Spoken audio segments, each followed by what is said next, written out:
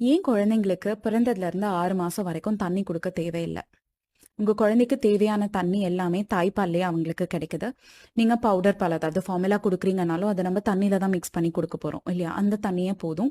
குழந்தைங்களோட கிட்னிஸ் ரொம்ப சின்னதா இருக்கும். ஸோ அளவுக்கு மீறி அதாவது தாய்ப்பால்லயோ, ஃபார்முலாலயோ இருக்கிறத தாண்டி நம்ம எக்ஸஸா தண்ணி குடுக்குறோம் அப்படின்னா, அது வந்து வெளியில உங்களோட குழந்தையோட ரத்தத்துல மிக்ஸ் ஆயி, ரத்தத்துல இருக்கக்கூடிய சால்ட்ஸ் இது எல்லாத்தையும் டைல்யூட் பண்ணும். நிறைய தண்ணி அந்த மாரி பிளட்ல மிக்ஸ் ஆகுறப்போ, ஹைப்பர்நேட்ரேமியான்ட்டு ஒரு கண்டிஷன் உங்க குழந்தைக்கு வரலாம்.